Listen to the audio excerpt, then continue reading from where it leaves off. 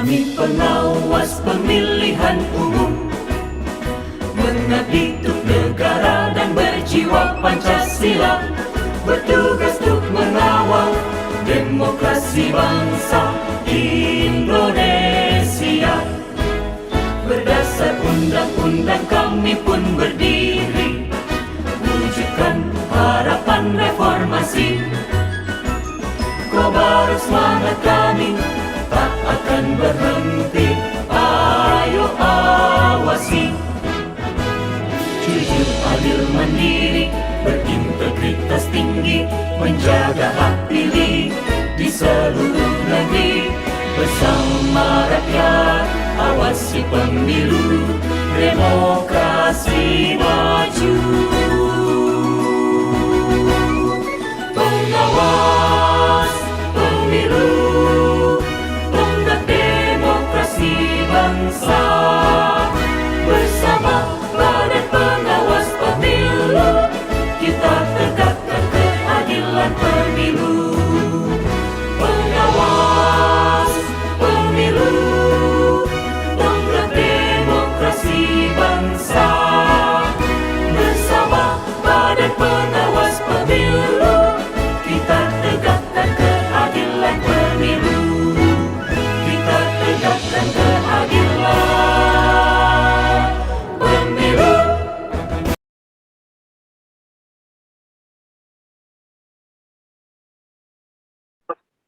Bapak,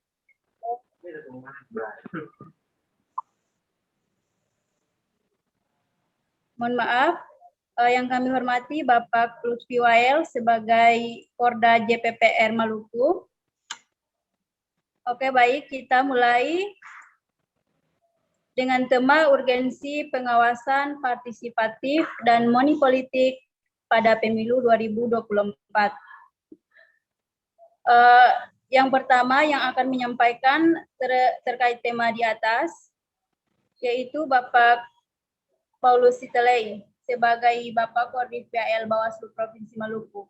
Dengan hormat kepada Bapak, disilahkan. Iya, terima kasih Saudari Moderator sekaligus sebagai kader pengawas partisipatif dari Bawaslu Provinsi Maluku dan Bawaslu Kabupaten Buru. Assalamualaikum warahmatullahi wabarakatuh. Salam sejahtera bagi kita semua. Selamat malam. Yang kami hormati Pak Dani, Koordif SDM dan Organisasi Bawaslu Kabupaten Buru, Pak Dr. Effendi Sadiki. Selamat malam Pak, sudah bersedia gabung dan menjadi narasumber bagi kegiatan salah satu kader kami.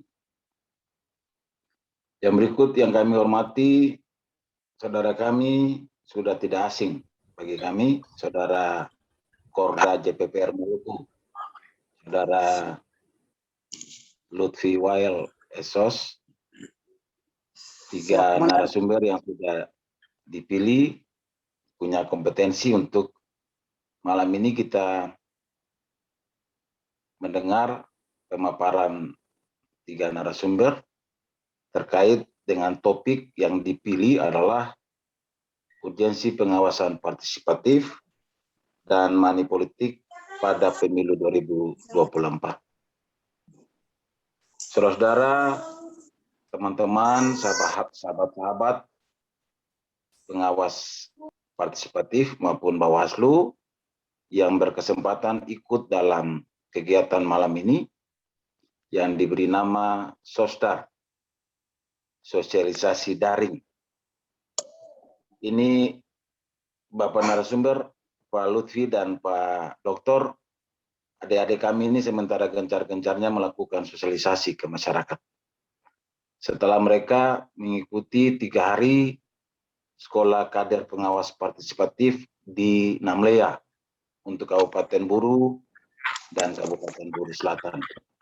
Salah satu tugas mereka setelah mengikuti sekolah kader pengawas partisipatif adalah mengaktualisasikan rencana tindak lanjut dari apa yang mereka sudah peroleh selama 3 hari dalam sekolah kadet pengawas partisipatif itu. Malam ini saudari kekasih kami, saudari Dahlia, menyelenggarakannya.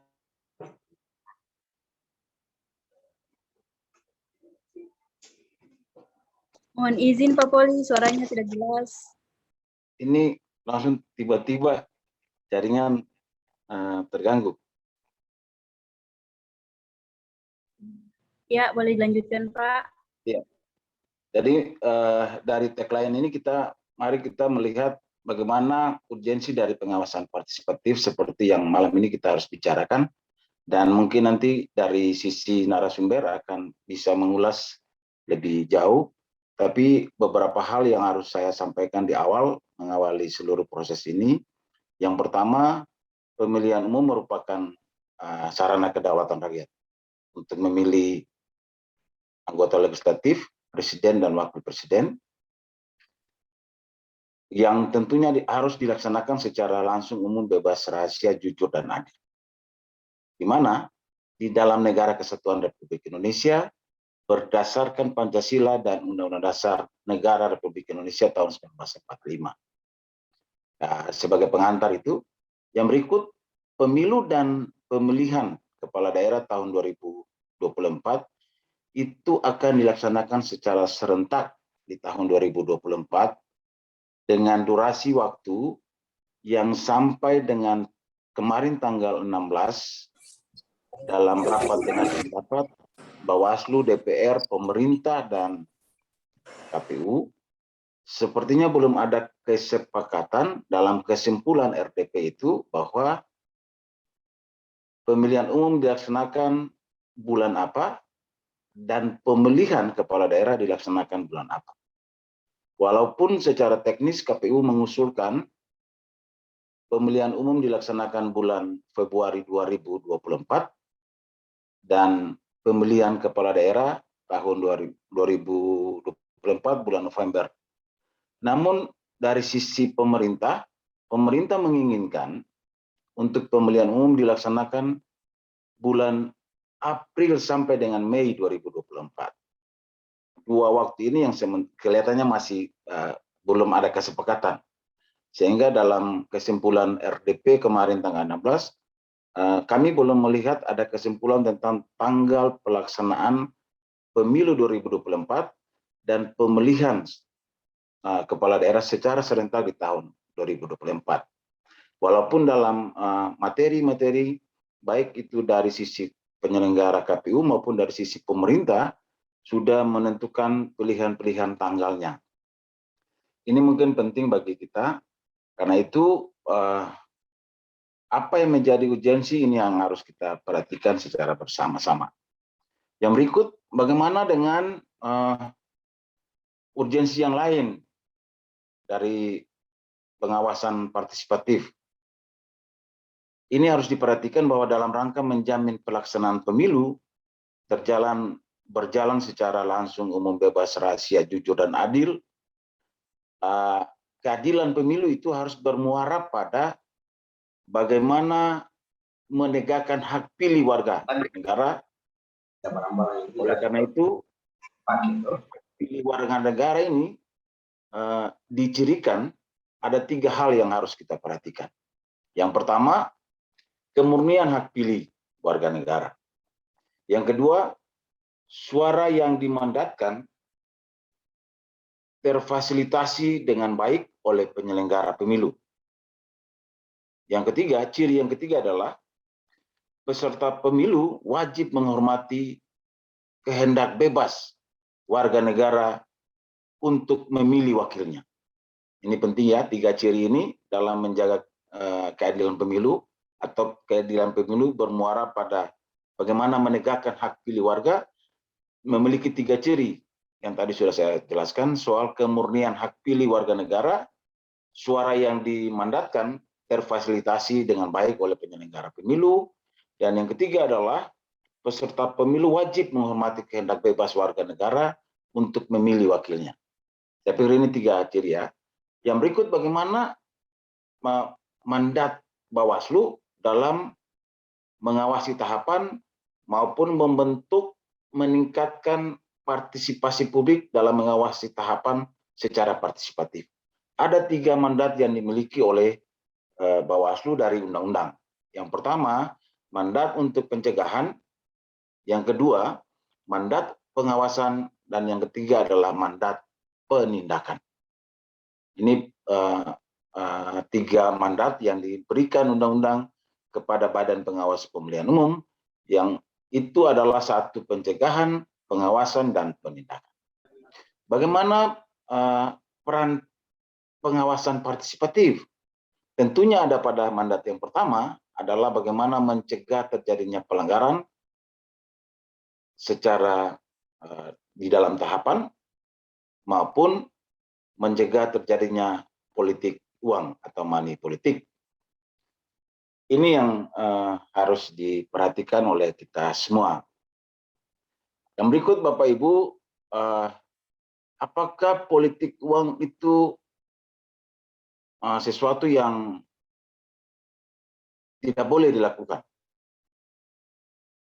Bagi saya, politik uang dalam penyelenggaraan pemilihan umum dan pemilihan kepala daerah adalah sesuatu yang sangat merusak harga diri, sangat merusak kedaulatan rakyat.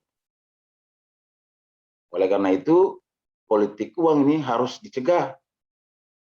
Dicegah untuk tidak terjadi secara sistematis maupun terjadi secara sporadis di daerah-daerah tertentu atau di kelompok-kelompok masyarakat tertentu yang dilakukan oleh, baik itu secara terorganisir oleh tim kampanye, pasangan calon, maupun dalam tanda kutip ada lembaga tertentu, non pemerintah maupun pemerintah yang melakukannya.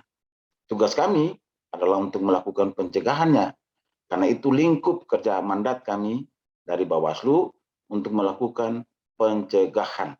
Ini mungkin harus diperhatikan, karena kalau kita melihat undang-undang, baik itu Undang-Undang 7 2017 maupun Undang-Undang Pemilihan Kepala Daerah, tugas Bawaslu dalam hal money politik adalah pencegahan money politik. Ini penting untuk diperhatikan. Yang berikut, lingkup yang kedua dari pencegahan adalah lingkup terhadap pelanggaran pemilu. Jadi lingkup pencegahan yang akan dilakukan oleh Bawaslu adalah lingkup terhadap pelanggaran pemilu. Tentunya pelanggaran pemilu yang dimaksudkan adalah pelanggaran apa saja. Ya, bagi pengawas pemilu secara partisipatif maupun sebagai kader harus mengerti apa yang dimaksudkan dengan pelanggaran pemilu. Pelanggaran pemilu itu pelanggaran yang dilakukan melanggar seluruh ketentuan perundang-undangan tentang pemilihan umum ataupun pemilihan kepala daerah. Pelanggaran pemilu dibagi lagi menjadi satu, pelanggaran administrasi, pelanggaran pidana, pelanggaran kode etik, dan yang keempat adalah pelanggaran terhadap ketentuan peraturan perundang-undangan lainnya yang berlaku. Jadi itu ya, ada 4 jenis pelanggaran pemilu. Yang pertama adalah pelanggaran administrasi, pelanggaran pidana, pelanggaran kode etik, dan yang keempat adalah pelanggaran terhadap ketentuan peraturan perundang-undangan lainnya. Apa itu? Salah satunya di dalam adalah netralitas ASN. Saya ini mungkin harus disampaikan. Nanti mudah-mudahan Bapak Ibu Bapak narasumber bisa nanti menguraikan secara jauh. Bagaimana lingkup pengawasan kita? Lingkup pengawasan dalam pengawasan pemilu oleh Bawaslu, yang pertama itu adalah pengawasan persiapan pemilu atau pemilihan kepala daerah. Yang kedua, pengawasan tahapan. Dan yang ketiga, pengawasan netralitas ASN, TNI, dan Polri. Itu tugas kita, Bawaslu. Yang keempat, pengawasan pelaksanaan putusan. Baik itu putusan KPU, putusan DKPP, maupun keputusan badan hukum lainnya terkait dengan tahapan pemilu dan pemilihan. Yang keempat, lingkup pengawasan itu terkait dengan pengawasan pelaksanaan seluruh ketentuan atau peraturan perundang-undangan, termasuk di dalamnya adalah peraturan KPU. Ini mungkin harus saya sampaikan kepada kita semua malam ini. Bagaimana dengan lingkup penindakan? Sama saja. Kalau bicara soal lingkup penindakan, itu lingkup penindakan terhadap dugaan pelanggaran pemilu, dan yang kedua adalah sengketa proses pemilu. Jadi lingkup penindakan itu mencakup penindakan terhadap semua pelanggaran pemilu, yang tadi 4 yang sudah saya sebutkan, dan yang kedua adalah lingkup di bidang sengketa proses pemilu. Itu kewenangan kita, Bawaslu. Yang berikut mungkin saya harus memberikan soal cakupan. Jadi tadi soal ruang lingkup pengawasan, bagaimana cakupannya? Dari cakupan dan ruang lingkup pengawasan kita itu ada 4. Yang pertama, menilai. Bawaslu atau pengawas partisipatif harus bisa menilai benar atau salah serta konsekuensi proses dari penyelenggaraan pemilihan umum itu. Jadi yang pertama, cakupannya harus kita mampu menilai. Yang kedua, mengamati, melihat, dan mencatat hasil pengamatan kita.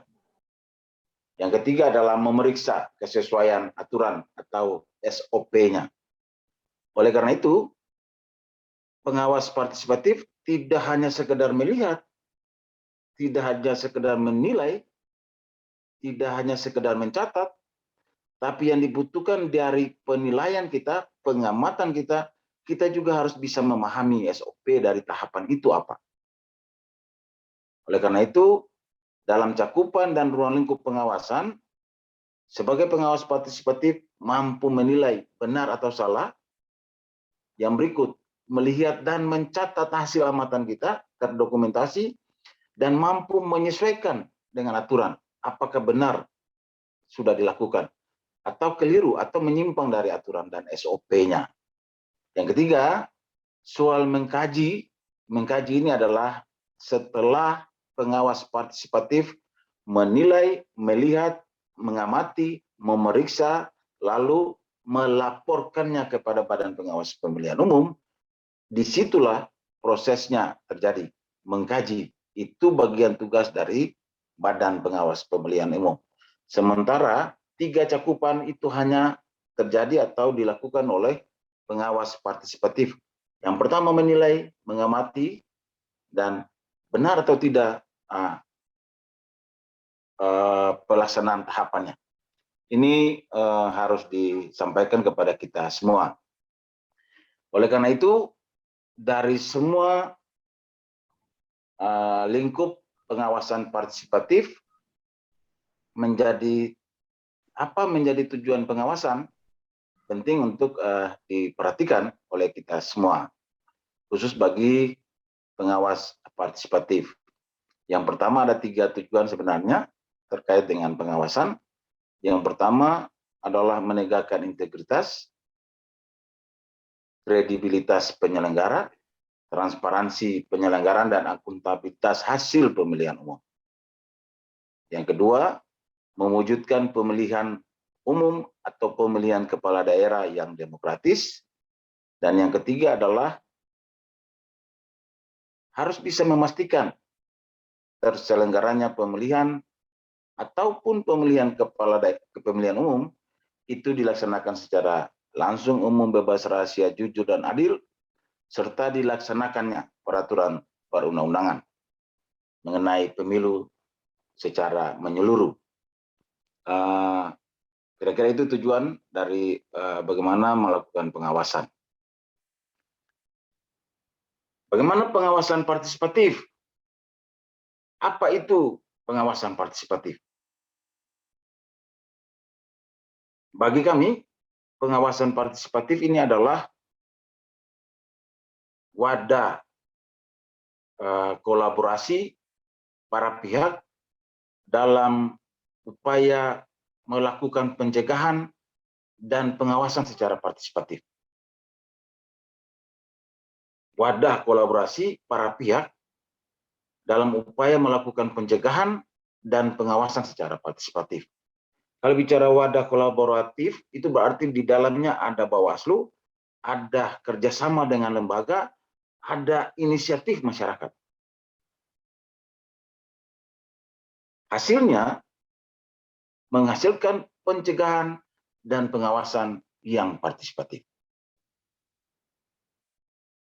Ini pengawasan partisipatif ini bentuk dari kerjasama dari lembaga dengan lembaga ataupun dengan inisiatif masyarakat.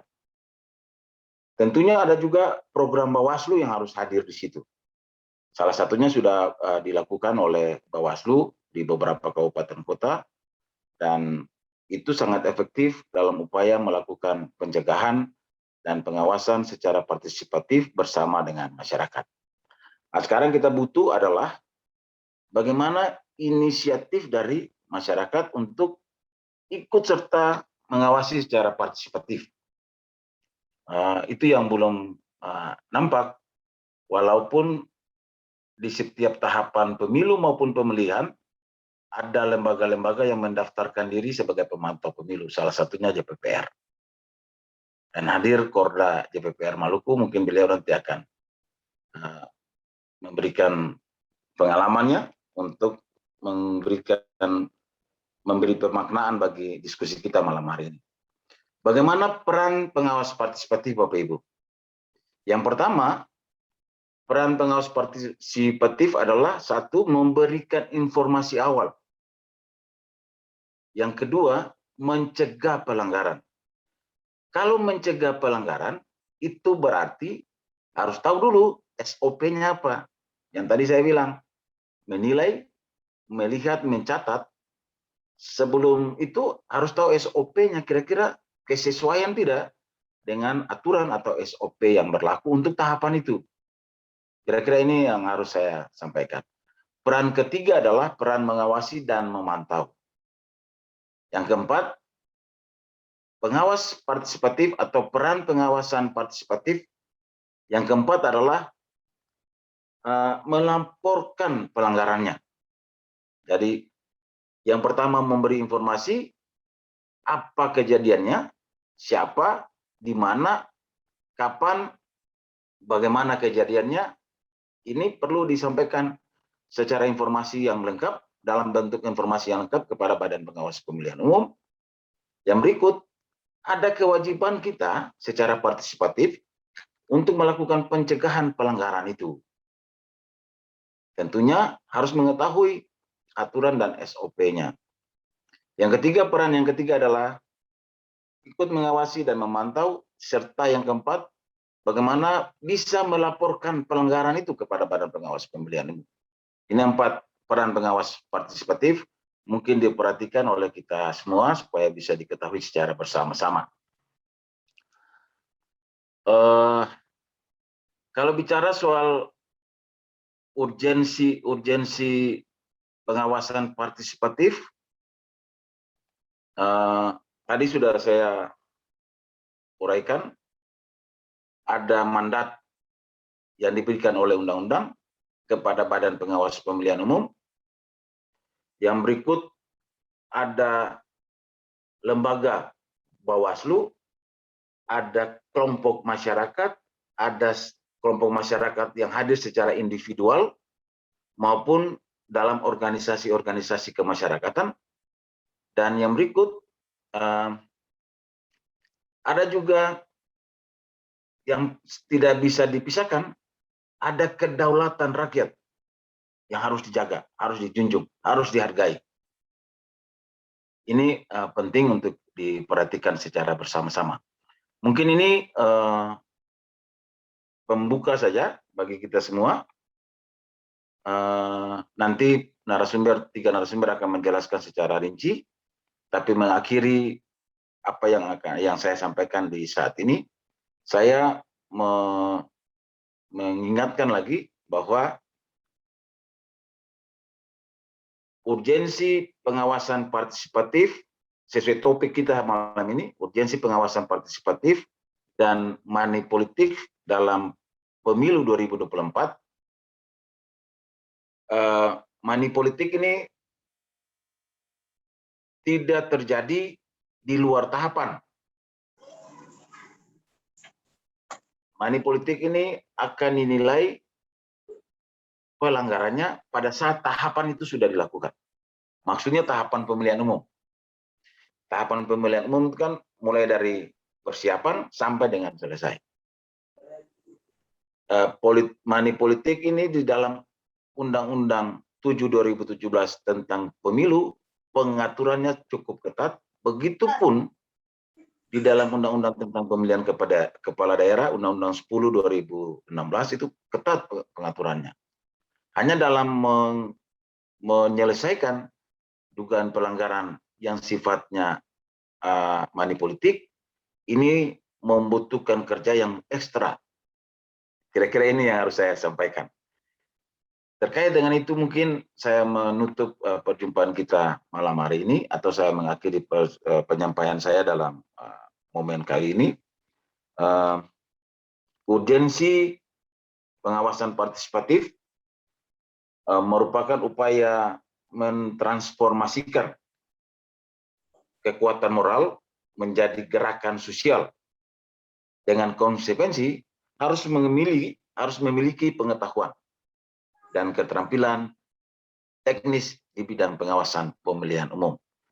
Tentunya semua ini harus dimulai dari kesukarelawan, kesadaran, dan dari hati nurani untuk menjaga kualitas penyelenggaraan pemilihan umum bisa terjadi, bisa terlaksana secara demokratis.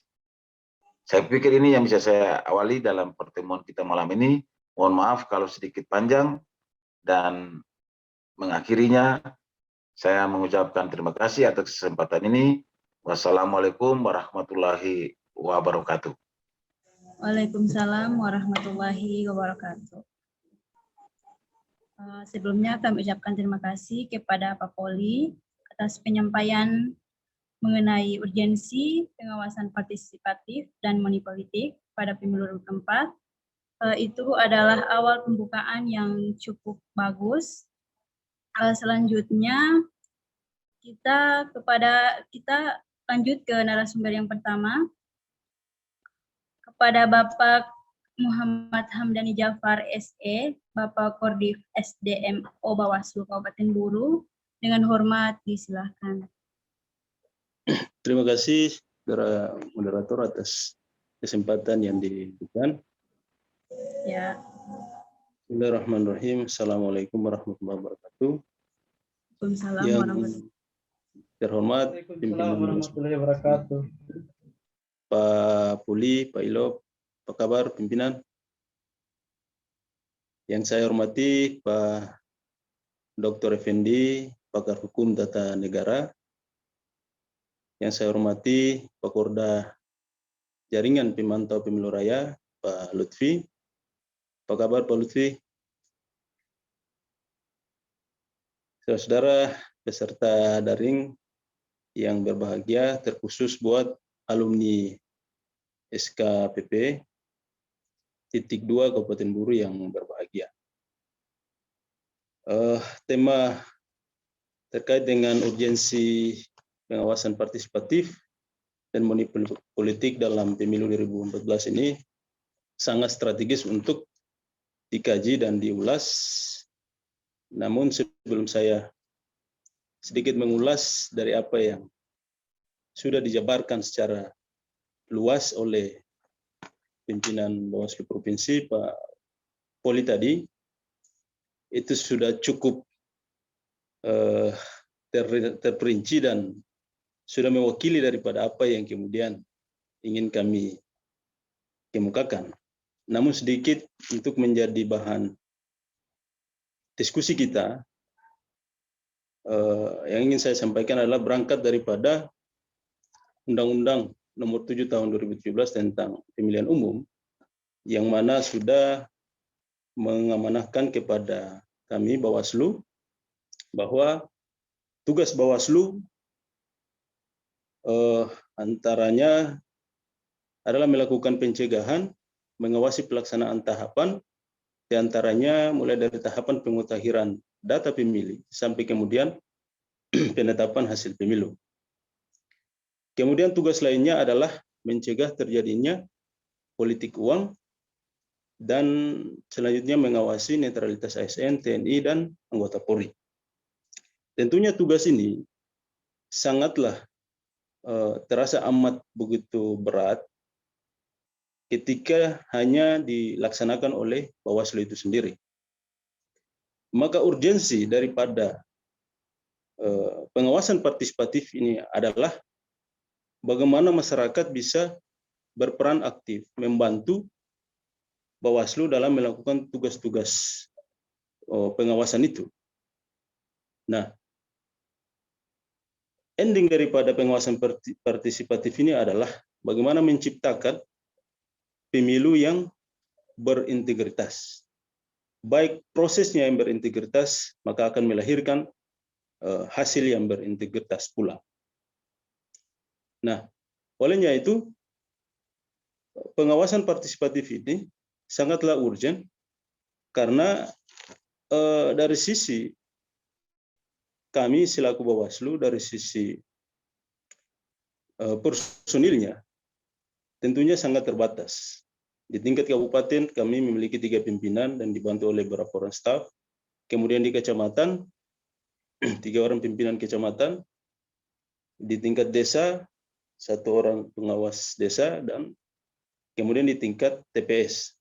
Nah, contoh kasus di Kabupaten Buru, salah satunya Desa Namlea, di mana desa ibu kota kabupaten itu sendiri memiliki jumlah pemilih yang sangat besar, desa yang sangat luas. Ketika hanya di tugas oleh 1 orang pengawas desa, tentunya punya keterbatasan dalam bagaimana dia mengawasi seluruh tahapan yang ada. Maka salah satu urgensi dari pengawasan partisipatif yang melibatkan masyarakat, yang mana sudah diuraikan oleh Pak Poli tadi, maka ini sangat membantu kami Bawaslu dalam melaksanakan tugas dan wewenang kami di lapangan. Kemudian urgensi lainnya adalah kehadiran pengawasan partisipatif adalah untuk menutup kekurangan daripada pengawas pemilu itu dalam mengawasi seluruh tahapan. Artinya mereka sudah bisa kita jadikan sebagai mata dan telinga. Yang mana tadi sudah diuraikan oleh Pak Poli bahwa mereka bisa menyampaikan laporan awal sampai kemudian menganalisis laporan yang akan disampaikan kepada penyelenggara pemilu, kepada kami Bawaslu, yang tentunya sesuai dengan standar operasional yang sudah disediakan. Dalam melaksanakan pengawasan partisipatif ini tentunya harus ada strategi-strategi yang harus kita petakan. Yang pertama adalah membangun kesadaran masyarakat. Kemudian membangun komitmen dengan mitra strategis. Nah, mitra strategis Bawaslu ini juga, misalkan KPU, kepolisian, maupun dan lain-lainnya, ini yang terus harus dikonsolidasikan.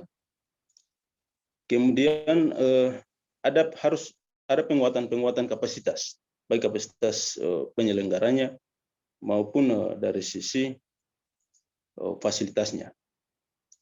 Kemudian juga membangun jejaring support system yang kuat. Nah, ini perlu untuk mendukung bagaimana mempersiapkan baik Bawaslu maupun KPU dalam rangka menghadapi pemilu 2024 ini. Nah, apa saja pengawasan partisipatif itu? Pengawasan partisipatif itu meliputi pengawasan yang berbasis IT, kemudian ada pojok pengawasan, forum warga, pengabdian masyarakat, gerakan pengawasan partisipatif pemilu, dan sekolah kader pengawasan partisipatif. Nah, Sekolah kader pengawasan partisipatif ini yang kemudian sudah dilaksanakan oleh Bawaslu, yang mana barusan saja dilaksanakan di Kabupaten Buru. Titik 2 yang melibatkan peserta dari Buru dan Buru Selatan. Ini sangat efektif dilaksanakan, sehingga hasilnya bisa kita rasakan. Salah satunya adalah diskusi pada malam hari ini, di mana salah satu alumni dari SKPP sudah mampu melaksanakan mengedukasi lewat kegiatan diskusi daring ini. Kemudian kaitannya dengan isu yang akan berkembang pada saat pemilihan umum tahun 2024, itu adalah isu yang menjadi krusial yang sering kita diperhadapkan ketika momentum pemilu maupun pemilihan. Salah satunya adalah money politik. Nah, money politik ini sendiri sering dialami oleh masyarakat, terjadi di tengah-tengah masyarakat. Ini ada beberapa faktor. Yang pertama, tingkat pendidikan politik masyarakat yang masih rendah, kurangnya edukasi, pemahaman dari masyarakat itu sendiri tentang dampak daripada money politik itu. Kemudian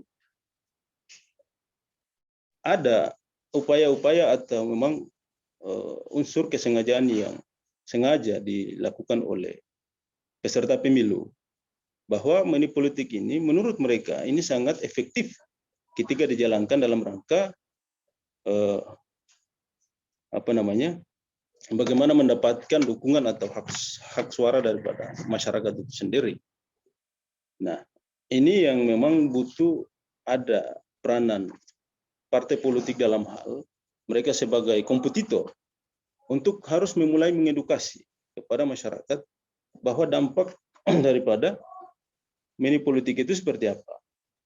Nah, Bawaslu sendiri tentunya punya keterbatasan ini untuk bagaimana mengedukasi kepada masyarakat. Tanpa ada kesadaran yang tinggi dari masyarakat juga, kelihatannya agak percuma. Selanjutnya adalah ini money politik sering terjadi karena tingkat kesejahteraan masyarakat yang begitu rendah. Nah, ini lagi-lagi menyangkut dengan political will daripada kebijakan pemerintah setempat dalam rangka bagaimana berlaku adil terkait dengan isu-isu kesejahteraan ini. Ketika program-program atau bantuan-bantuan yang tidak dirasakan oleh masyarakat, tentunya ini juga akan berpengaruh terhadap bagaimana money politik itu terus berkembang. Nah, ketika money politik ini terus terjadi, maka sebagian masyarakat sudah menganggap ini sudah menjadi budaya atau tradisi itu. Kalau kita diburu, itu sering dibilang bahwa ini kalau sudah masuk pada tahapan pemilihan ini, masa tenang, itu sering dibilang bahwa ini serangan fajar. Nah, ini yang sering menjadi satu isu yang memang sangat menarik. Nah, bagaimana cara pencegahannya, kemudian sampai ke tingkat penindakan. Nah, itu ulasan dari saya. Lebih yang kurangnya saya mohon maaf, nanti akan ditambahkan oleh narasumber lain yang cukup produktif oleh Pak Dr. Effendi maupun Pak Korda JPPR Pak Lutfi. Demikian, lebih kurangnya saya mohon maaf. Assalamualaikum warahmatullahi wabarakatuh. Waalaikumsalam warahmatullahi wabarakatuh. Terima kasih Pak Dhani atas penyampaiannya. Kita lanjutkan kepada narasumber yang kedua, Bapak Lutfi Wael. Jadi beliau ini adalah Korda JPPR Maluku. Beliau akan menyampaikan mengenai hal teknik lapangan karena beliau telah berpengalaman. Ya, kepada Abang Lut dipersilakan.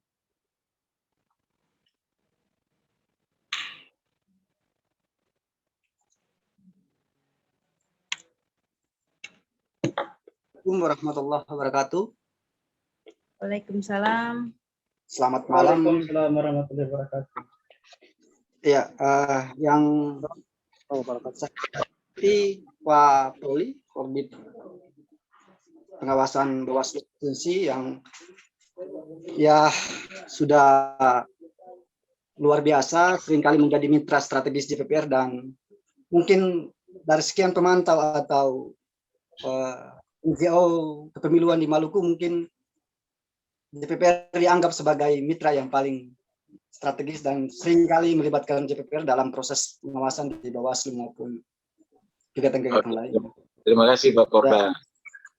Siap, dan ya kemudian senior Bang Kandadani atas kesediaannya untuk bersama-sama dengan Dinda dan kawan-kawan yang lain, Pak Dokter, narasumber yang lain yang juga sudah bersedia pada forum Zoom malam ini, teman-teman alumni SKPP maupun teman-teman peserta Zoom yang sungguh beta banggakan.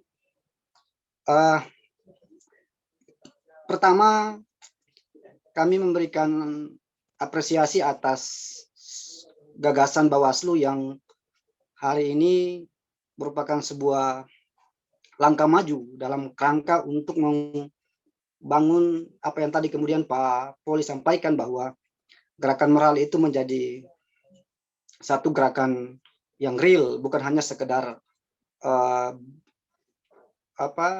bunyi atau sekedar ajakan semata, tetapi kemudian itu harus terinternalisasi dalam kerangka membangun pengawasan partisipatif lebih masif lagi di Provinsi Maluku. Yang pertama, kami mau menyampaikan beberapa hal terkait dengan tema ini. Saya kira dari sisi urgensi, dari sisi substansi keterlibatan masyarakat dan pemilih atau stakeholder lainnya dalam rangka pengawasan partisipatif itu sudah sangat jelas disampaikan oleh Pak Poli maupun Bang Dani. Nah, kami ingin lebih pada pengalaman-pengalaman teknis kami, misalkan dalam konteks pengawasan di Provinsi Maluku. Memang kami tidak akan semaksimal mungkin atau tidak ansi bahwa kami JPPR dalam konteks hari ini akan berkontribusi lebih banyak dari teman-teman yang lain atau teman-teman pemantau yang lain. Tetapi kami memiliki pengalaman pemantauan dan pendidikan pemilih dari sejak beberapa tahun terakhir. Kalau saya kebetulan aktif dari tahun 2014 dan saat itu sebagai tim media center JPPR di KPU Provinsi, sehingga proses-proses pendidikan pemilih itu memang kami geluti secara konsisten, dan sampai hari ini kami memang terus, walaupun dengan keterbatasan yang kami miliki sebagai NGO pemantau. Nah, hari ini kalau kita bicara terkait dengan urgensi, maka sangat penting sekali dengan apa yang kemudian disampaikan oleh Pak Poli, oleh Bang Dani soal keterbatasan penyelenggara, dalam hal ini Bawaslu, yang ingin mengcover seluruh aktivitas demokrasi, aktivitas pemilu maupun pemilihan di Provinsi Maluku. Tentu sangatlah terbatas, apalagi dengan geografis Provinsi Maluku yang kita tahu persis hampir 71% sekian itu adalah lautan, dan mungkin di Buru, khusus Kabupaten Buru ya, yang kalau kita bilang ya kontinental hampir seluruh. Tapi kalau Buru Selatan kan ya beberapa kecamatan juga berada di wilayah kepulauan dan pegunungan yang cukup jauh untuk kemudian melakukan proses pengawasan secara maksimal. Tapi kita kira itu bukan sesuatu yang menjadi alasan untuk kemudian kita pesimis, tapi tentu itu menjadi tantangan bagi Bawaslu, bagi seluruh stakeholder untuk kemudian membangun kesadaran secara kolektif masyarakat untuk melakukan proses pengawasan partisipatif. Nah, memang kami kalau hari ini disampaikan soal urgensi, saya memang beberapa kali menulis terkait dengan urgensi, dan bahkan itu mungkin di buku Bawaslu yang dibuat oleh Bawaslu Provinsi, tulisan saya memang fokus ke situ karena saya melihat partisipasi pemilih milenial itu menjadi kunci. Apa yang tadi Pak Poli sampaikan bahwa pemilih milenial itu kemudian harus dikonsolidasikan dalam rangka mengoptimalkan apa-apa yang kemudian mereka miliki. Apalagi dengan dunia digitalisasi seperti saat ini. Hampir seluruh masyarakat kita atau pemilih milenial atau pemilih itu menggunakan Android dan teknologi digital. Mereka dari mulai pagi sampai malam sampai pagi pun kemudian seringkali menggunakan berada di ruang digital kita. Lalu yang kedua, persoalannya adalah bagaimana kemudian partisipasi kita itu kemudian bisa optimal. Kalau kita perhatikan selama ini kan yang publik atau pemilih itu fokus atau sasarannya hanya pada saat hari pemungutan suara. Jadi banyak tahapan, banyak kegiatan atau tahapan pemilu maupun pemilihan seringkali abai di ujung, di awal, nanti kemudian dia menjadi problem, menjadi masalah ketika di akhir, di proses rekapitulasi, baru kemudian ada muncul persoalan DPT, persoalan macam-macam dan sebagainya. Nah, ini yang kemudian mestinya diubah. Bagaimana kemudian partisipasi itu mulai dibangun dari awal, dari mulai tahapan awal, itu kemudian harus dilakukan proses pengawasan partisipatif oleh publik, oleh masyarakat dan pemilih, untuk memastikan jangan sampai kemudian hanya di akhir baru kemudian terjadi tumpukan problem yang justru sudah melewati tahapan. Karena regulasi kita juga membatasi terkait dengan berbagai persoalan yang kemudian misalkan kalau hari ini di tahapan DPT itu dipersoalkan di proses rekapitulasi, ya kadang tidak bisa terakomodir oleh Bawaslu dalam hal ini sebagai wasit demokrasi untuk mengeksekusi atau melakukan proses penegakan hukum terhadap tahapan yang kemudian terlewatkan atau tidak terpantau oleh masyarakat. Nah, lalu yang selanjutnya juga macam seperti tadi yang Bang Dani sampaikan, partai politik ini kan selama ini kalau kita lihat, saya kebetulan saya masih ingat waktu diundang di workshop KPU Provinsi Maluku dalam rangka persiapan Pilkada 2020 kemarin. Saya sempat menyentil terkait dengan perang partai politik. Bahkan di saat itu dengan petinggi-petinggi partai politik, hampir semua partai politik di level provinsi itu, saya menyampaikan bahwa partai politik itu kadang abai, kadang tidak melakukan kewajibannya, padahal undang-undang, padahal negara telah memberikan subsidi, hak mereka dihitungkan suaranya, satu suara itu misalkan 1.500 per suara, dan ada konsekuensinya, mereka harus berkewajiban melakukan proses pendidikan politik, baik kepada kadernya maupun kepada masyarakat. Tapi kan kalau kita pantau selama ini kan mereka abai, nanti kemudian ketika kandidatnya kalah di pilkada, baru kemudian mereka gontok-gontokan, mereka protes dan sebagainya, menyalahkan penyelenggara tidak kredibel, tidak profesional dan sebagainya. Padahal mereka abai terhadap kewajiban mereka yang justru mereka disuplai oleh APBD, APBN lewat pembayaran suara konstituen mereka. Nah, itu pun misalkan juga terkait dengan persoalan DPT. DPT ini kan kalau kita perhatikan sekarang ini kan tidak ada satu partai pun yang mencermati terkait dengan pemutahiran DPT berskala. Tidak ada. Nanti kalau kemudian misalkan nanti sudah sampai di proses rekapitulasi, baru ada saksi partai politik tertentu A, B, dan C protes. Oh ini DPT di daerah ini begini, begini, dan begini. Padahal mereka tidak melakukan proses pendampingan atau pendidikan politik kepada dalam proses advokasinya terhadap DPT tersebut. Lalu yang selanjutnya, biasanya partisipasi ini kan kemudian menjadi satu kunci utama bagi Bawaslu dan penyelenggara lainnya dalam kerangka untuk membangun ini. Memang saya kira sampai hari ini kalau kita cermati MOU atau kerjasama dengan teman-teman NGO civil society dalam kerangka membangun satu kerjasama dalam bentuk pengawasan partisipatif itu belum menunjukkan hasil yang positif, yang menggembirakan secara maksimal lah.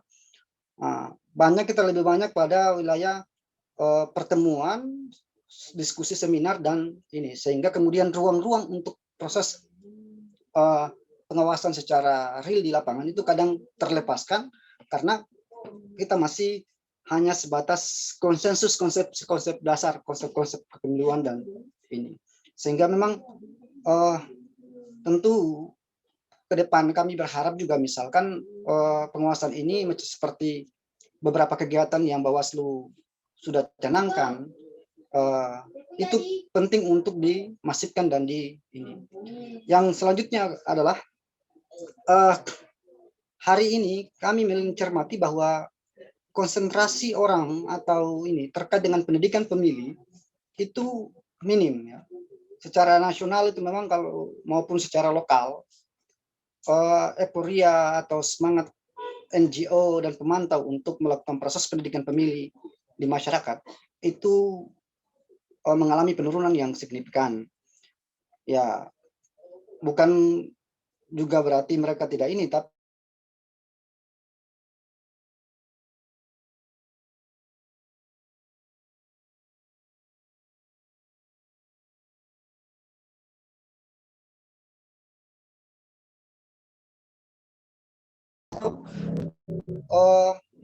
langkah-langkah yang kemudian bisa dikonsolidasikan dengan instrumen-instrumen lainnya, misalkan dengan teman-teman yang di perguruan tinggi di ini. Kami kira kalau tingkat pengetahuan masyarakat terkait dengan berbagai jenis pelanggaran, mekanisme pelaporan, kemudian cara bagaimana kemudian memberikan laporan dan media atau alat yang mudah membuat mereka publik untuk mengakses, maka tentu itu akan berpengaruh sangat besar bagi keikutsertaan mereka dalam rangka melakukan proses pengawasan partisipatif. Nah, pengawasan partisipatif selama ini kan dia lebih fokus di saat pemungutan suara dan rekapitulasi suara. Olehnya itu ke depan mungkin lebih difokuskan dari awal terkait bagaimana mulai tahapan apa dia sudah mulai harus terlibat. Apalagi kalau sekarang teman-teman alumni SKPP ini sudah mulai bergerak, tentu itu lebih dimasifkan dalam kerangka untuk mengawal proses pengawasan sedini mungkin atau seawal mungkin. Yang kemudian di Maluku ini, kalau hari ini kita sampaikan bahwa pemilih milenial ini kan pemilih yang cukup signifikan, pemilih yang kalau kita lihat hampir 30% lebih lah mereka punya komposisi dalam DPT kita kali ini, bahkan 40 mungkin. Nah, segmen ini kalau kemudian bisa dilirik sebagai segmen yang strategis, tentu mereka dengan kekurangan, dengan kelebihan yang ada, mesti betul-betul dikonsolidasikan.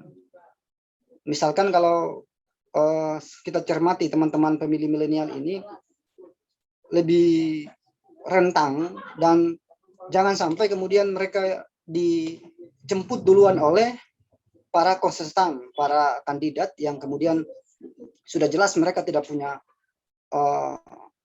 kepentingan lain. Mereka punya kepentingan adalah kepentingan menang. Mereka tidak ada urusan dengan soal bagaimana kemudian kedaulatan pemilih itu dia terjaga, atau masyarakat itu menyampaikan pendapatnya secara bebas, dan ini yang jelas ending mereka adalah kemenangan. Apapun caranya, ya mereka akan tetap melakukan itu. Nah, pertanyaan-pertanyaan ini kemudian menjadi harapan kita bersama bahwa di pemilu 2024 ini tentu akan sama. Kalau kita bicara pemilu 2024 atau pemilihan, walaupun hari ini belum ada kesepakatan antara DPR, pemerintah, dan penyelenggara KPU dan Bawaslu terkait dengan waktu, tapi paling tidak seluruh instrumen yang ada itu sudah mulai, Bawaslu, KPU kami lihat bahkan sudah mulai tancap gas ya, dalam pengertian sudah mulai ingin tidak menghadapi pemilu ini dengan lebih siap.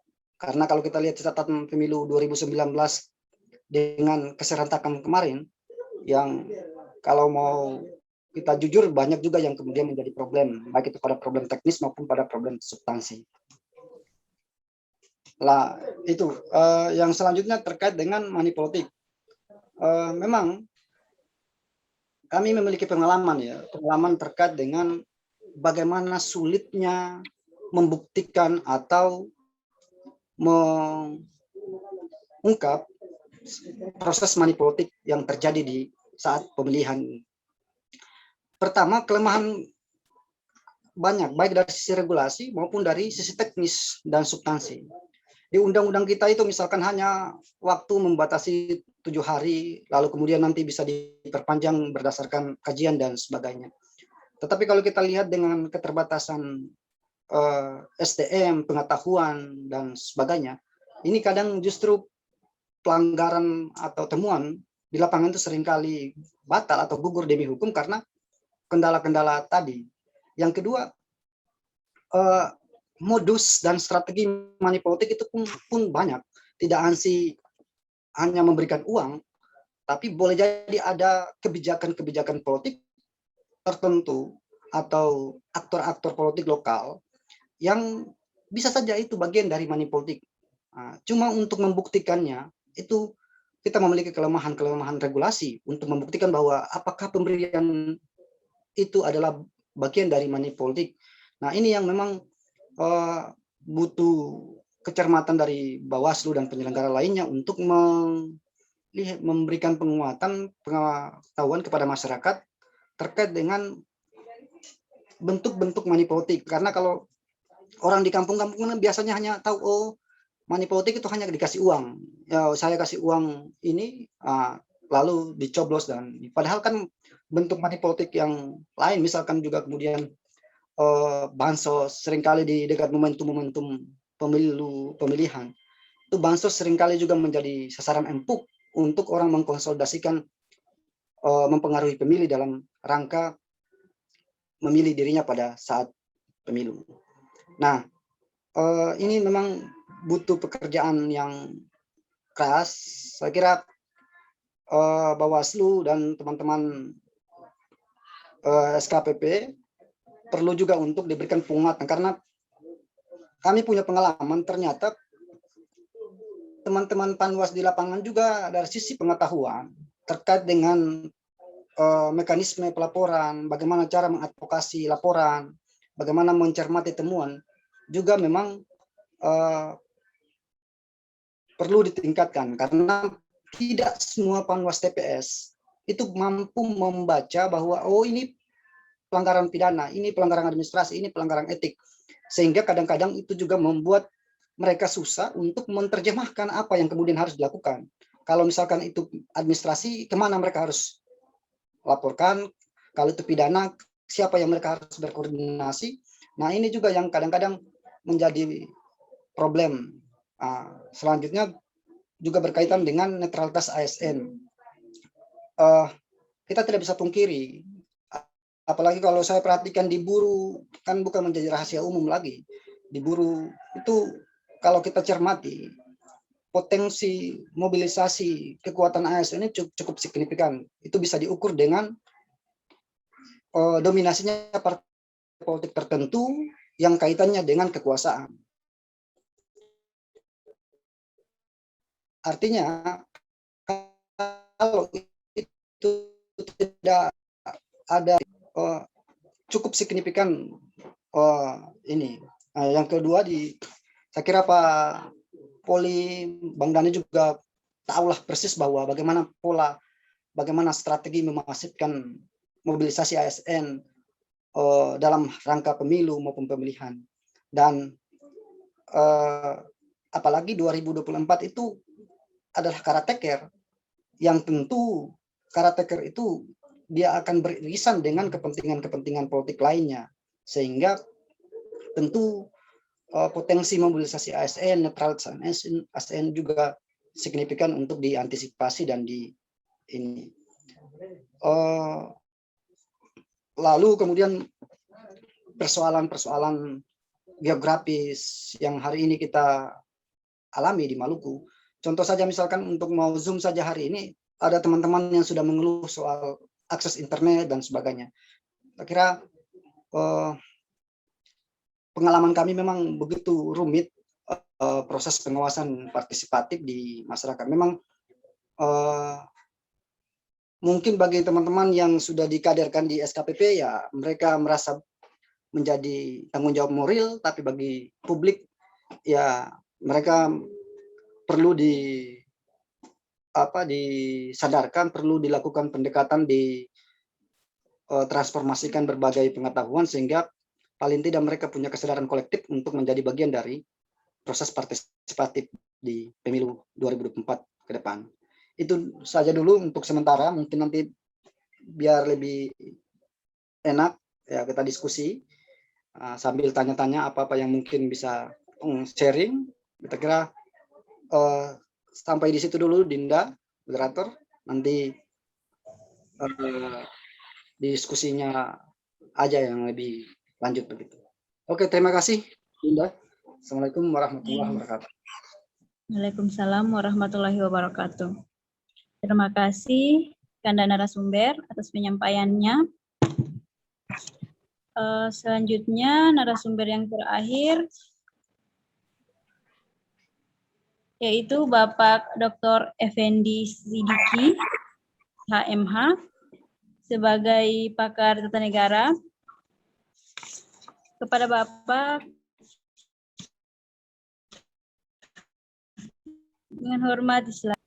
Terima kasih. Assalamualaikum warahmatullahi wabarakatuh.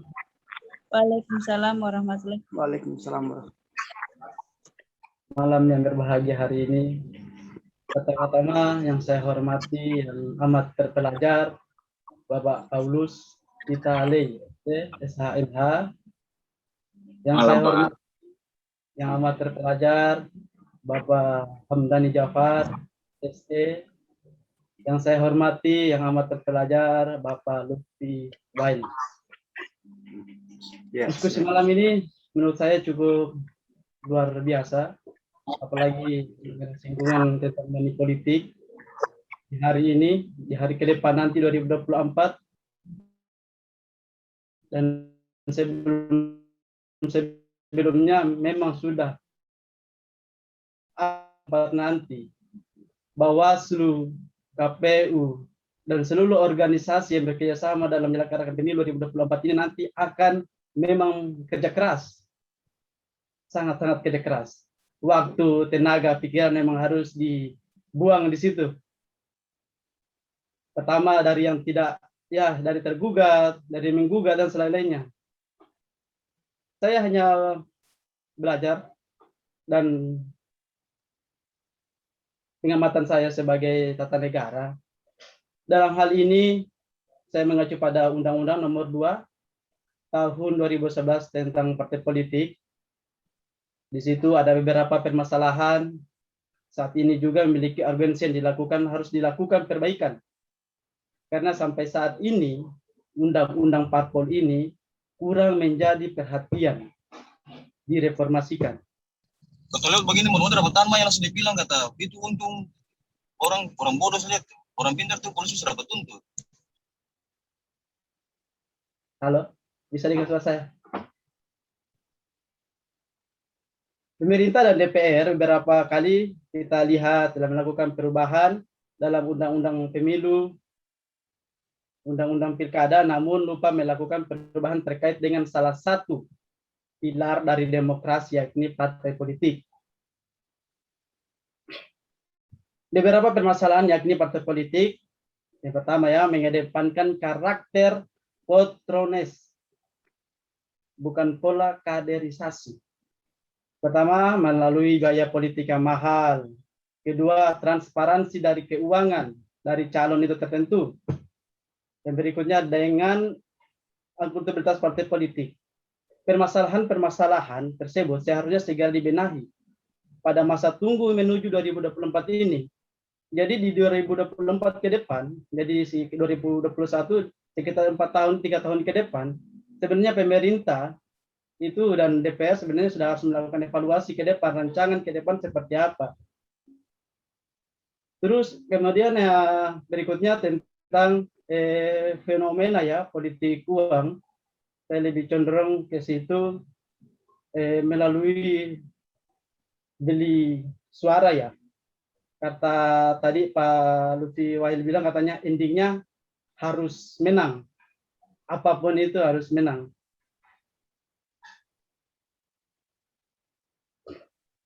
Maraknya hari kira di setiap momentum pilkada ini ya tidak bisa kita pungkiri, di setiap pilkada dari tahun ke tahun, dari pemilihan ke bawah sampai di atas ya namanya partai politik untuk pilkada yang money politik ya tidak akan hilang dari dunia ini.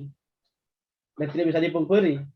Data dari tahun ke tahun 2014, 2019 terbaru, sekarang menuju 2024 itu money politik sangat lonjakannya sangat-sangat ya tidak bisa kita hindari. Karena pertama ya sulit diendus oleh Bawaslu itu sendiri maupun aparat penegak hukum. Apalagi sanksi terhadap politik uang pada waktu ya kemarin 2019 ada waktu ya istilahnya kurang bernyali. Kenapa saya katakan itu? Karena konsepsi politik uang harus diperjelas agar tidak melahirkan multitafsir. Dalam praktiknya ada sejumlah biaya politik yang tak terhindarkan.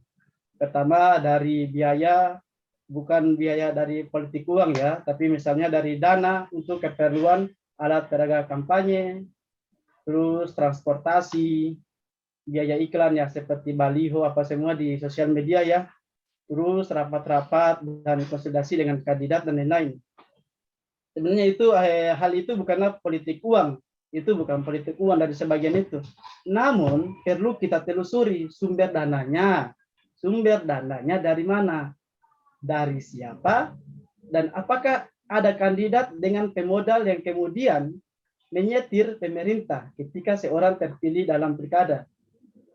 Dalam hal ini ya ketika suatu orang terpilih, bupati, wakil bupati dan seterusnya, ada seseorang di belakang yang menyumbangkan dana ya istilahnya dia yang nanti setir.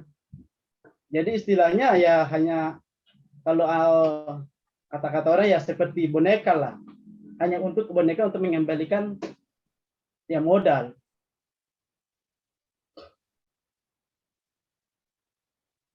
Ini sebenarnya menjadi berpotensi kelompok pemerintahan bayangan. Jadi seakan-akan bupati dan wakil bupati atau seterusnya itu sebenarnya hanya orang-orang yang disokongi oleh pemodal dan mereka hanya memimpin, tapi di belakangnya mereka adalah pemodal yang main sebenarnya. Dalam praktik uang politik, money politik yang kita kerap ditemukan di lapangan dengan berbagai modus seperti membagi uang secara tunai, memberikan sembako, hadiah, door prize, dengan iming-imingan asuransi. Ini menjadi pekerjaan berat dari Bawaslu, khususnya Panwas itu sendiri yang selalu terlibat langsung di lapangan. Perkembangan teknologi yang begitu canggih, pertama memuluskan praktik-praktik politik uang tanpa terindikasi oleh pengawas maupun penyelenggara pemilu. Seperti tadi yang telah disampaikan oleh Pak Lutfi Wahil ya. Itu di lapangan uranya minim pengetahuan hukum dari Panwas itu sendiri. Padahal hukuman yang menjerat para pelaku politik uang itu sebenarnya cukup berat, sebagaimana itu diatur dari beberapa pasal Undang-Undang Nomor 10 Tahun 2016, contohnya sebagaimana telah diubah menjadi Undang-Undang Nomor 6 Tahun 2020 ya, kalau tidak salah. Mohon koreksinya Pak Paulus kalau saya salah. Tentang pilkada misalnya pada pasal 187A ayat 1, di situ menyebutkan bahwa setiap orang yang dengan sengaja melakukan perbuatan melawan hukum, menjanjikan atau memberikan uang materi lainnya sebagai imbalan kepada warga negara Indonesia, baik secara langsung maupun tidak langsung, untuk mempengaruhi agar menggunakan hak pilihnya hak pilih dengan cara tertentu sehingga menjadi suara tidak sah.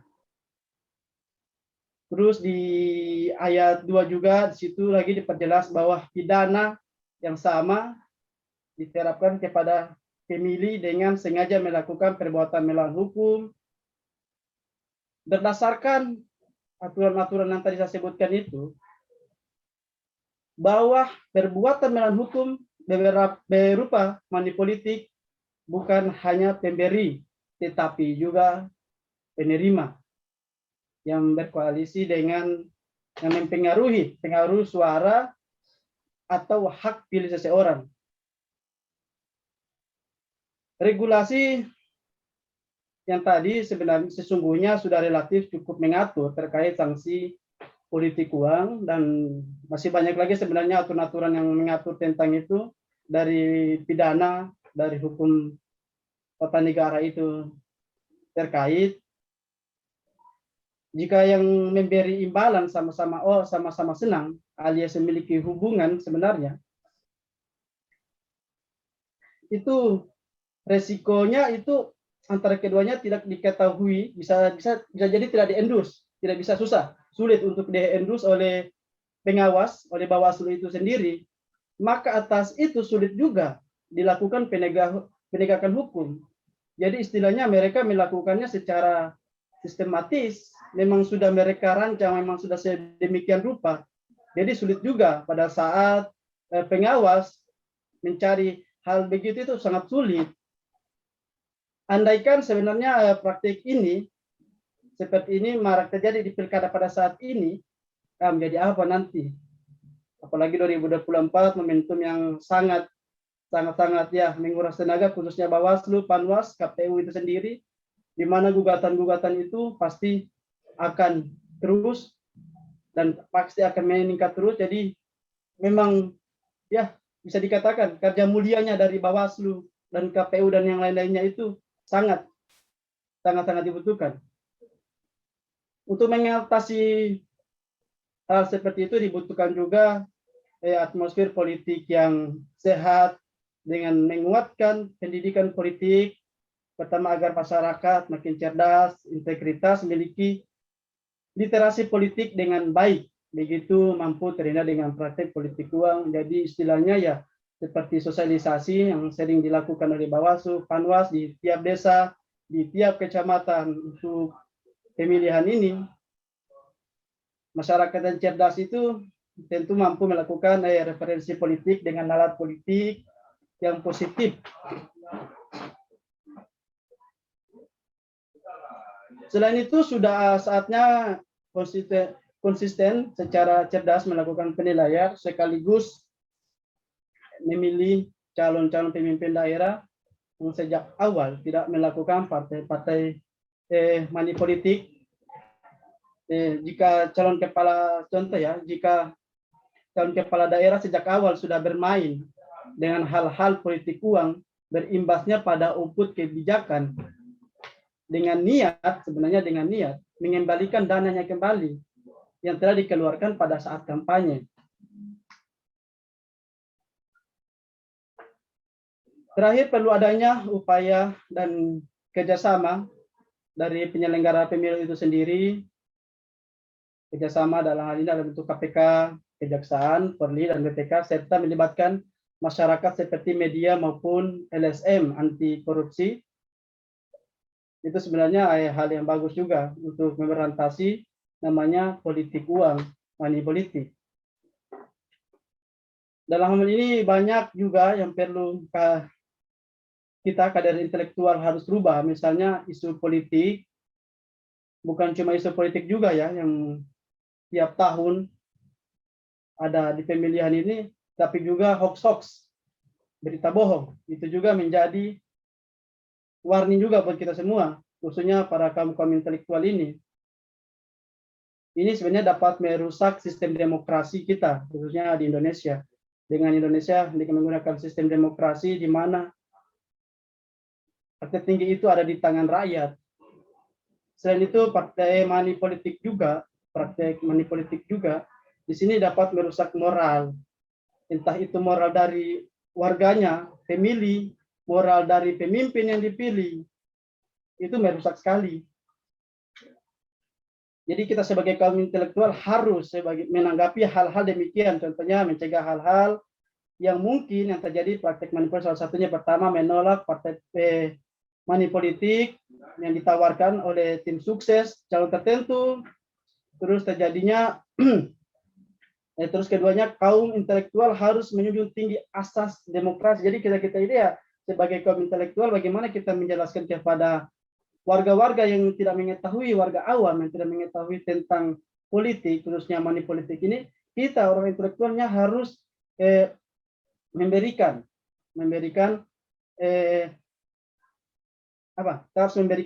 pengetahuan hukum, apa dampaknya nanti yang mereka terima ketika mereka menerima uang dari tim sukses tersebut.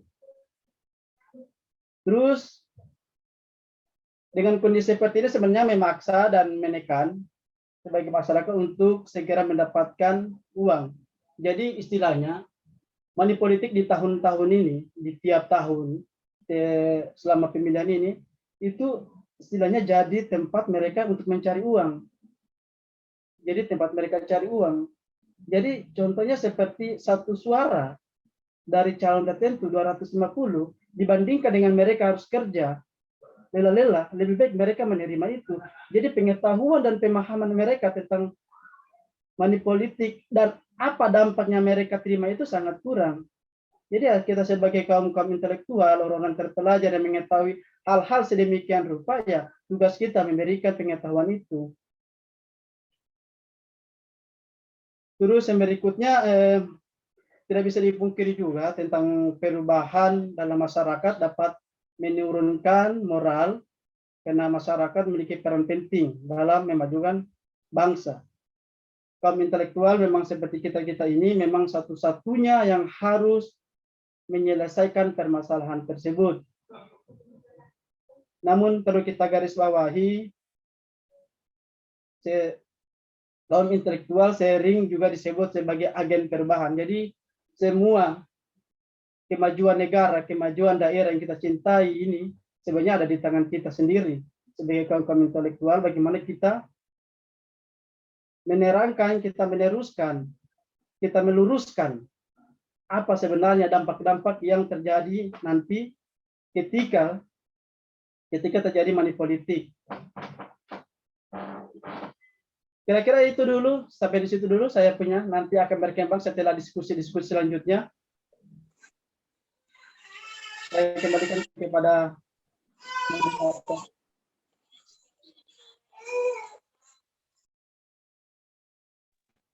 Ya, terima kasih Pak Dr. Effendi atas penyampaiannya. Peserta diskusi daring yang ingin bertanya, mohon raise hand atau angkat tangan. Terima kasih. Ya, hanya sekedar masukan. SKPP 2010. Moderator. Dipersilahkan.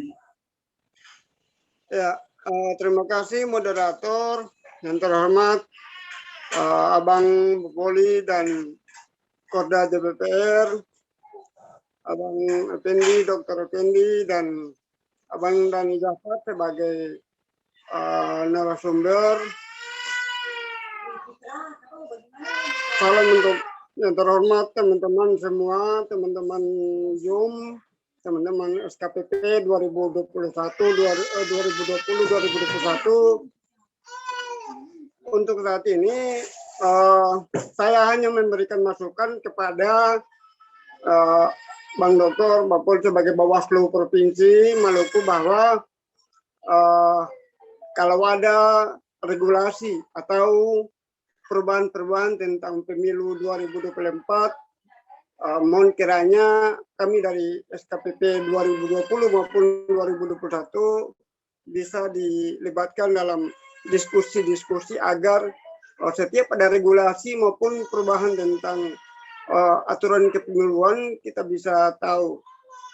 Itu yang pertama. Yang kedua lagi, setelah kami di sekolah kaderkan, kami minta agar setiap ada kegiatan Bawaslu kita harus dilibatkan agar kami saling bersilaturahmi antara alumni 2020 dan alumni 2021 untuk bagaimana sama-sama bersinergi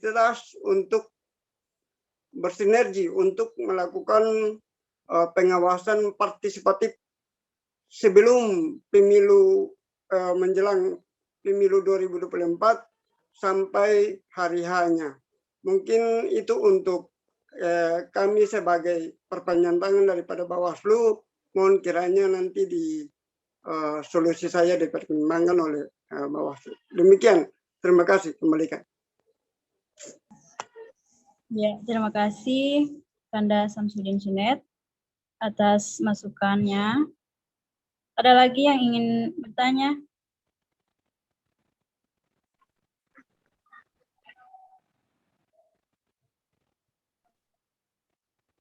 Ya. Kepada Yusmianto Ali dipersilahkan. Terima kasih, moderator. Apakah suara saya terdengar, moderator? Ya, terdengar. Terima kasih, moderator.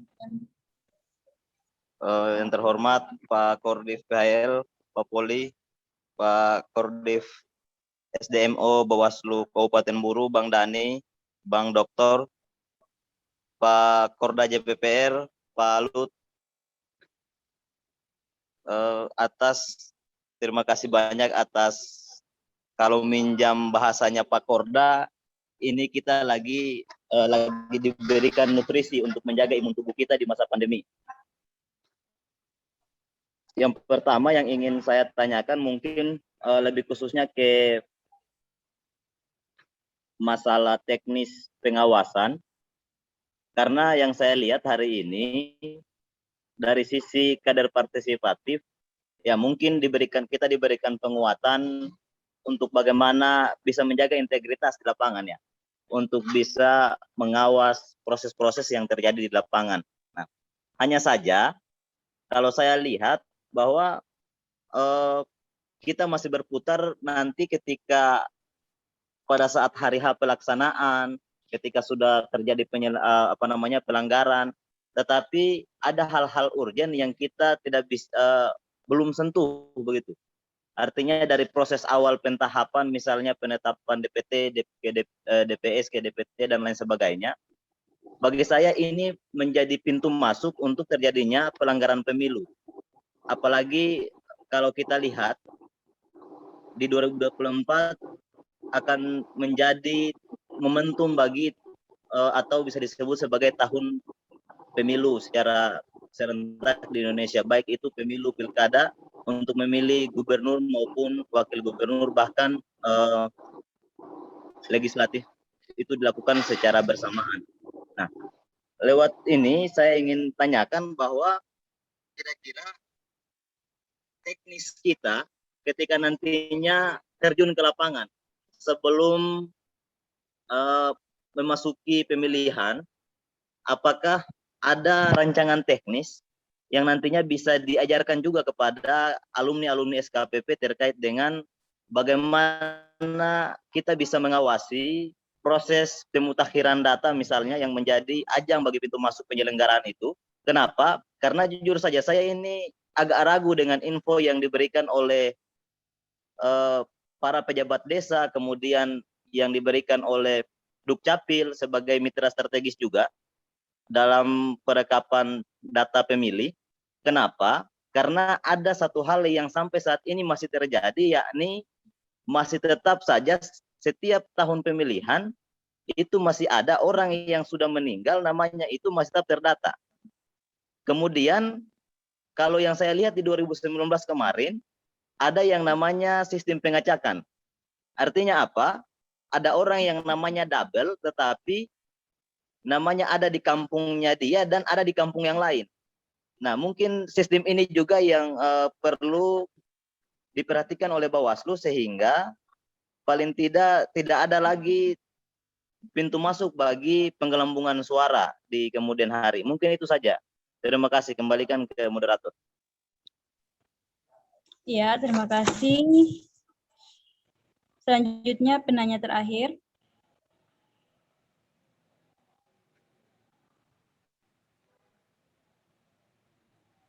Ada yang ingin bertanya, dipersilahkan.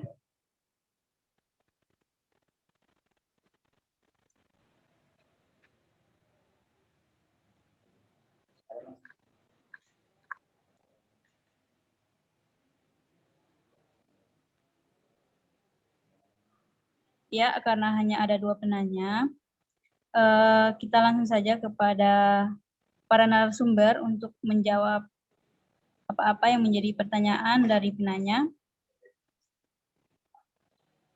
Saya persilakan kepada Pak Poli untuk menerangkan apa yang menjadi pertanyaan dari peserta. Kepada Bapak, disilahkan.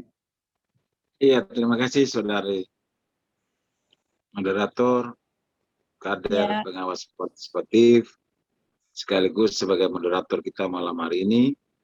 Ya. Terima kasih saudara-saudaraku. Ada 2 yang memberikan pernyataan, permintaan, sekaligus ada sikap inisiatif yang ditunjukkan dari 2 penanya atau peserta malam ini, sekaligus sebagai kader pengawas partisipatif yang jebolan tahun 2000 dan jebolan tahun 2021. Keinginan untuk bagaimana ada forum silaturahmi itu tetap dibangun, dan jika ada perubahan-perubahan regulasi bisa disampaikan dalam bentuk share informasi di grup ataupun ada forum yang disediakan atau dibuat untuk itu. Database pengawas partisipatif, kader pengawas partisipatif sementara kami siapkan, dan mungkin saja kami juga akan menyiapkan satu forum khusus untuk alumni yang notabene sebagai kader pengawas partisipatif bentukan Bawaslu Provinsi Maluku. Itu akan kami siapkan untuk itu, yang secara digital maupun secara langsung bertatap muka akan kami lakukan. Terima kasih untuk niatan baik ini. Yang berikut untuk Bung Yus, kader pengawas partisipatif 2021. Ini ketua kelas SKPP titik Ambon. Bung, kemarin di Buru saya bilang pada saat penutupan bahwa SKPP di Buru ataupun di Ambon telah mentransfer pengetahuan kepada sejumlah warga masyarakat yang dipilih sebagai murid sekolah kader pengawasan partisipatif, dan selanjutnya dilatih, dibina menjadi kader pengawas partisipatif. Setelah dilatih, dibina atau diberikan pengetahuan, yang diharapkan adalah menjadi penggerak pengawasan partisipatif di lapangan.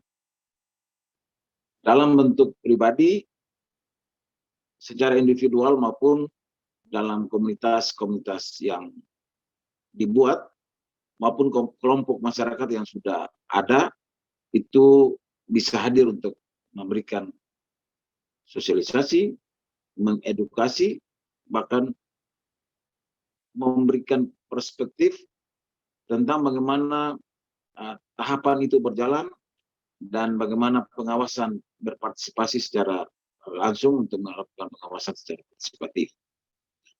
Yang berikut, pada saat di lapangan, teman-teman kader, teman-teman penggerak di masyarakat masih merasa kurang skill pengawasannya belum, kira-kira begitu.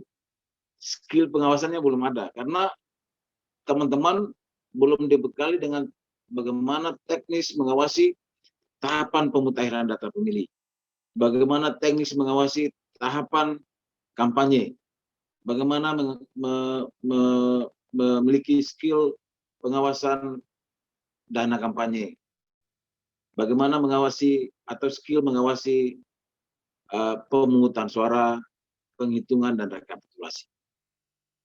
Ini yang belum dimiliki. Tapi atas keinginan dari semua kader pengawas partisipatif, kami merasa penting nanti skill ini harus kami transferkan ulang. Sebagai catatan bagi teman-teman, bahwa apa yang disampaikan oleh Kordajib PPR benar. Pengawasan partisipatif ini jangan di akhir baru kita menampakkan partisipasi kita dalam mengawasi tahapan. Tapi sesungguhnya pengawasan partisipatif itu dimulai dari awal, dari tahapan awal sampai dengan tahapan akhir. Jangan sampai tunggu di TPS baru kita hadir mengawasi pemungutan suara, penghitungan suara. Tapi dari awal harus dimulai. Salah satu tugas Bawaslu di luar tahapan pemilihan ataupun pemilu sekarang ini adalah mengawasi daftar pemilih berkelanjutan yang dilaksanakan oleh KPU, baik di tingkat kabupaten maupun di tingkat provinsi. Oleh karena itu, bagi teman-teman atau saudara-saudara semua yang hadir, baik itu kader pengawas partisipatif maupun dari komunitas atau kelompok masyarakat atau organisasi masyarakat lainnya, masyarakat secara umum punya tugas memberikan masukan dan tanggapan terhadap proses pemutakhiran data pemilih berkelanjutan yang saat ini sementara dilaksanakan oleh KPU. Bawaslu memiliki tugas tanggung jawab mengawasi proses pemutakhiran data pemilih berkelanjutan dan proses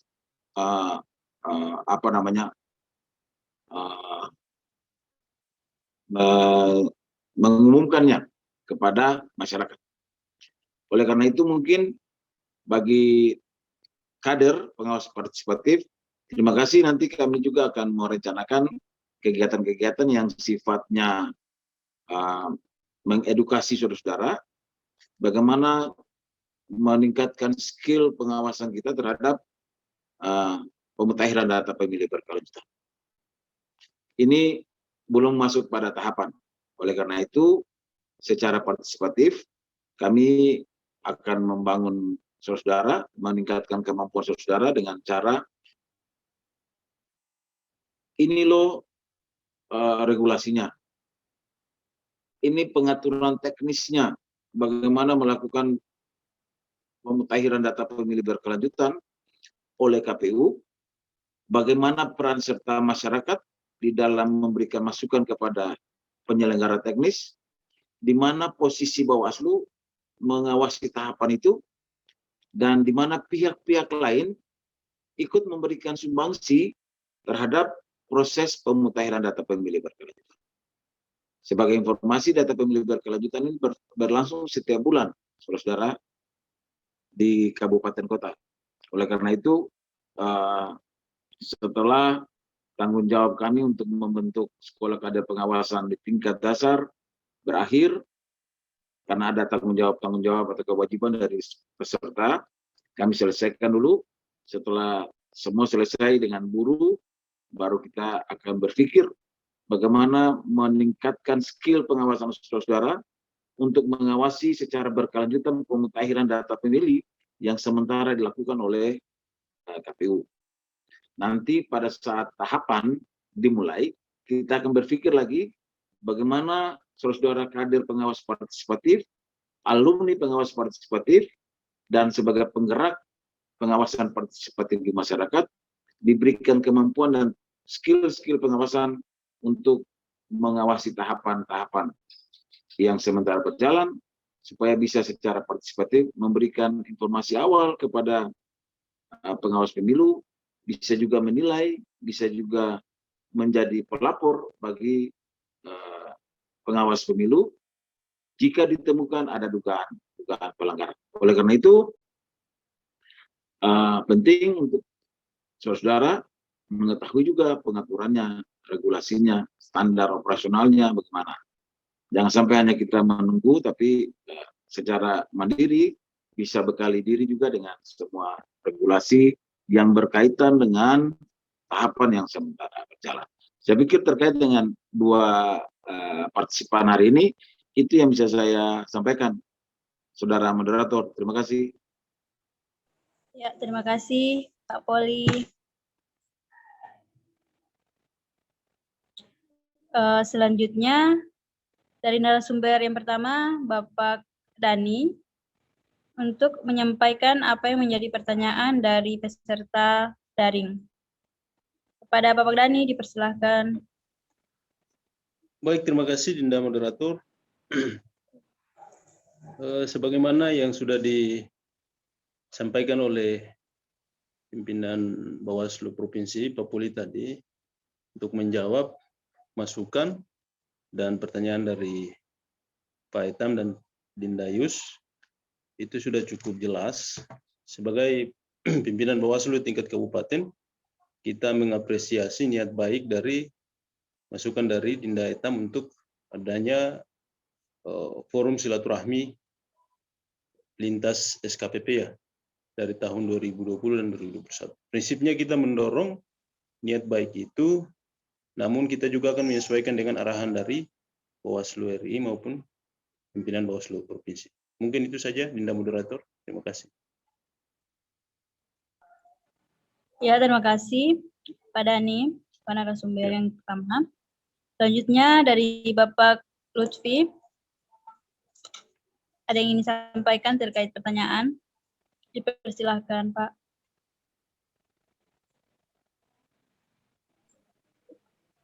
Pertama, pertanyaan alumni SKPP 2021 dan 2022 itu kan sebenarnya kalau secara substantif lebih ke Bawaslu sebagai rumah besar yang melahirkan, mengkaderkan mereka. Jadi itu aspirasi kader mereka yang hari ini berharap ada lebih banyak sentuhan, baik itu sentuhan silaturahmi maupun sentuhan penguatan. Memang itu menjadi kegelisahan semua orang dalam rangka, saya kira sebanyak apapun pengawasan partisipatif itu, tapi kalau tidak didukung dengan kualitas SDM dan pengetahuan yang baik atau baik teknis maupun substantif, itu juga akan berpengaruh terhadap kualitas pengawasan. Sehingga memang bagi kami sebagai pemantau, memang kami pernah melakukan soal-soal itu, soal bagaimana kualitas SDM negara khususnya Bawaslu yang mengalami kesulitan untuk menerjemahkan, mengadvokasi laporan maupun temuan di lapangan. Apalagi kalau kita bicara terkait dengan teman-teman di tingkat Panwas TPS ya, yang mungkin baru direkrut 1 bulan atau 2 bulan sebelum pemungutan suara. Nah, waktu untuk membentuk mereka dari sisi pengetahuan, skill yang seperti Pak Poli tadi sampaikan itu minim, terbatas, apalagi dengan kondisi geografis yang ini, kadang hanya beberapa, misalkan kalau di suatu kecamatan tidak semua bisa tercover Panwas TPS-nya, hanya beberapa Panwas TPS desa, Panwas desa yang datang ikut kegiatan untuk bintek, lalu kita berharap bahwa nanti Panwas TPS itu, desa itu bisa mentransformasikan ilmunya atau pengetahuannya secara masif ke Panwas TPS. Padahal geografis satu dia mau ke satu desa TPS ini saja sampai ke sana lagi pas waktu terbatas dan ini. Nah, jadi memang penting sekali kalau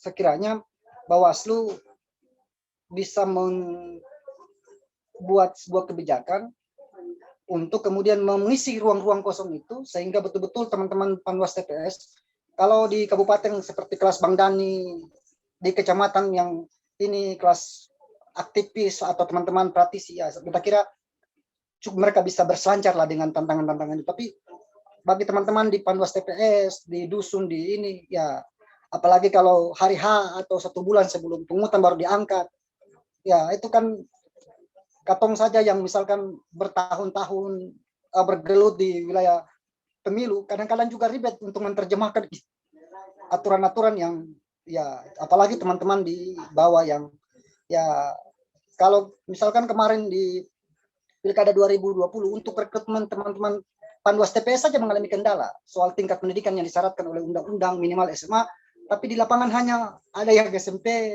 lalu macam-macam.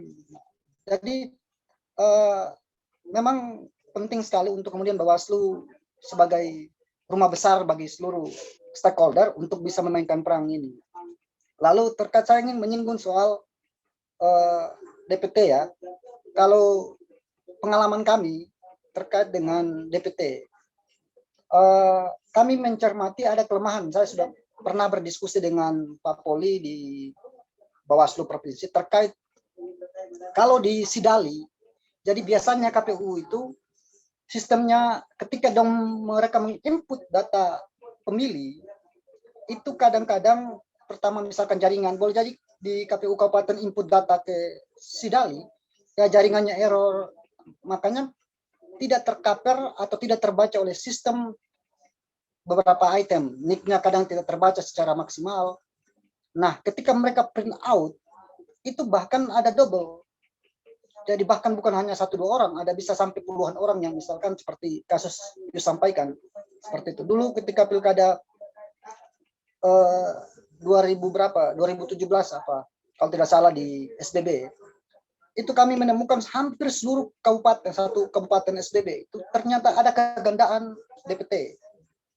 Jadi ketika mereka print out DPT-nya, di sistemnya mungkin sudah bagus, semua sudah ini, tapi ketika di print out untuk didistribusikan ke TPS, ternyata ada kegandaan hampir 5-10%, bahkan 20% DPT ganda, orang-orang yang kasusnya seperti Yus. Karena ada kelemahan di sistem Sidali, dia tidak mampu membaca secara detail nick. Jadi dia hanya bisa baca nama nick, tapi dia tidak bisa membaca nama ganda. Jadi kalau nicknya sama, ya sistem bisa tolak. Tapi ada orang yang bisa mengganti 1 angka saja nick, itu bisa namanya bisa termasuk. Misalkan ada 1 kampung itu kan namanya tidak mungkin ada bisa nama Muhammad itu bisa 3, Hasan itu bisa 4 atau 5. Kadang-kadang kasus-kasus itu yang memang ribet. Akhirnya kadang diprotes, biasanya DPT itu menjadi krusial. Lalu di soal lain mungkin soal-soal teknis ya, kita kira itu Bawaslu dan ya mungkin kami sarankan ke Bawaslu Provinsi dalam hal ini untuk bisa menemukan satu format pengawasan berbasis lokal. Artinya kalau misalkan di Buru, kemudian di SBB, di Kota Ambon, di Bursel, di SBT, tentu tidak akan sama format dan strategi pengawasan. Sebab ada komposisi atau segmen-segmen yang berbeda, yang kalau di Ambon misalkan untuk membangun pendidikan pemilih secara masif ya bisa saja di dunia kampus, di kampus-kampus yang cukup masif. Segmen masyarakat terpencil seperti di Buru, di daerah pegunungan yang jauh dari akses itu, di SPT yang jauh dari ini, di SBB daerah pulau-pulau, kemudian di Maluku Tenggara dan sebagainya. Nah, memang penting sekali untuk menemukan satu formulasi tools yang juga tidak angsi secara nasional, karena kalau kita bicara mekanisme bagaimana kemudian transformasi itu bisa relevan, bisa nyambung ke pemilih, maka media pembelajarannya juga harus bisa berbasis lokal, sehingga kemudian itu bisa diterima secara baik oleh pemilih. Tidak akan mungkin juga kemudian seluruh strategi pendidikan pemilih atau pengawasan partisipatif dari nasional itu relevan untuk dikomparasikan atau ditransformasikan ke Maluku dengan geografis yang ini. Nah, ini kalau pengalaman kami JPPR dulu ketika mendidikan pendidikan politik, biasanya kami misalkan dulu seringkali menggunakan majelis taklim, jemaat di gereja, kemudian segmen di pasar, itu biasa disasar, dijadikan sebagai segmen-segmen yang kemudian menjadi basis untuk kemudian kita melakukan proses pendidikan pemilih. Tinggal di Bawaslu di Maluku ini, misalkan ada beberapa, kalau saya lihat KPU kan menggunakan launching Desa Peduli Bawaslu dengan beberapa programnya yang bisa bisa juga untuk kemudian melakukan pendekatan-pendekatan, cara-cara strategi pengawasan, strategi pendidikan pemilih yang bisa berbasis pada kearifan lokal atau kondisi lokal di masyarakat yang menjadi sasaran pendidikan pemilih. Itu mungkin yang ini bisa kami sampaikan. Karena pertanyaan tadi kita kira sudah jelas ya ke Bawaslu dan Kapolri sudah sampaikan, ya kami berharap itu juga bisa dilakukan oleh Bawaslu Provinsi. Oke, terima kasih Dinda moderator. Nanti Ya, kalau ada yang atas penyampaiannya Kanda Lutfi. Selanjutnya ada tambahan dari Bapak Doktor. Pada Bapak disilahkan. Ya, baik, terima kasih moderator.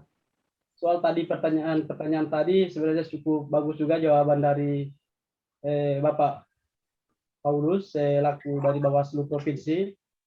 Kalau untuk soal teknik pemutaran data DPT dan lain-lain itu sebenarnya yang lebih berwenang, lebih tahu teknisnya itu sebenarnya KPU dan Bawaslu.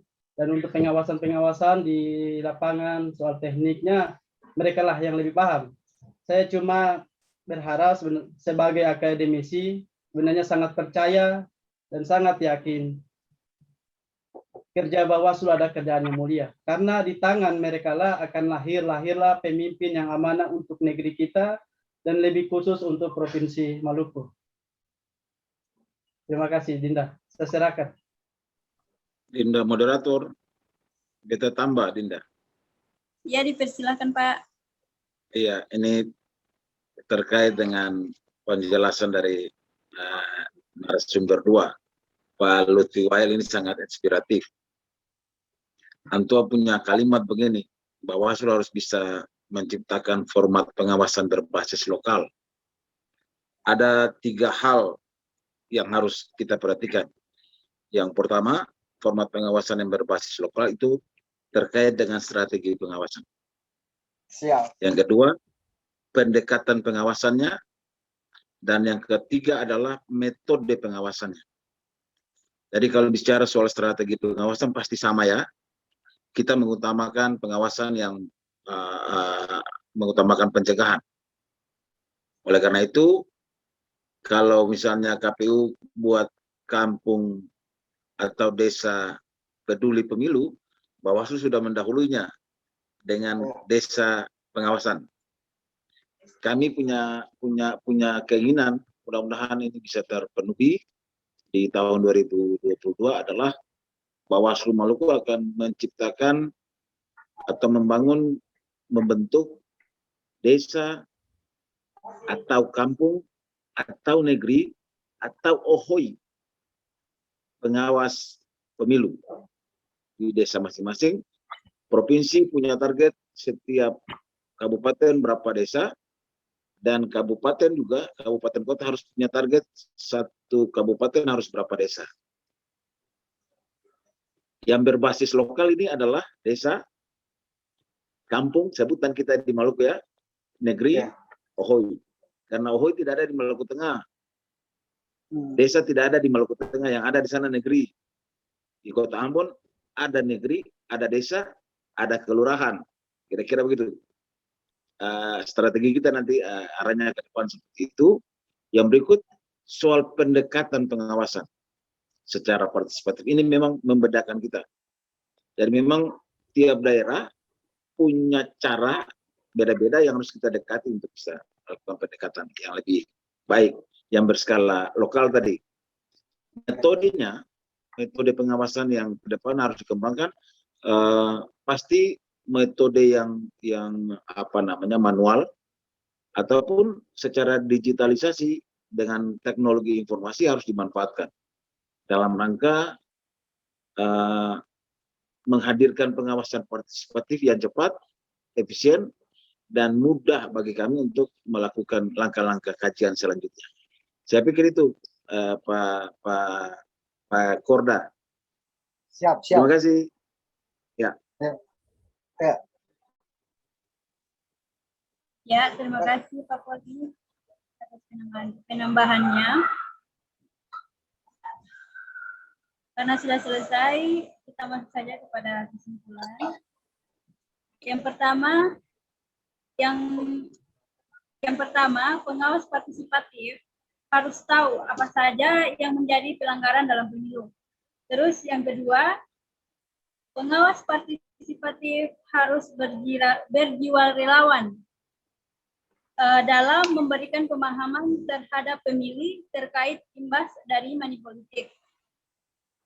Terus yang ketiga, pengawas partisipatif harus menjadi relawan partisipatif yang mengawasi dan memantau jalannya pemilu, dari awal jalannya pemilu hingga akhir terselenggaranya pemilu. Terus yang terakhir, pengawas partisipatif harus melaporkan pelanggaran yang ditemui sehingga pemilu 2024 menjadi pemilu yang bebas, jujur, dan demokratis. Mungkin itu saja kesimpulan yang dapat saya sampaikan. Selanjutnya, saya memohon terima kasih kepada para narasumber karena telah menyempatkan waktunya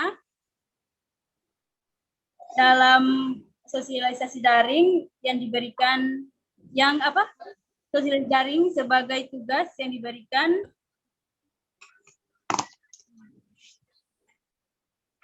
Untuk itu saya tutup.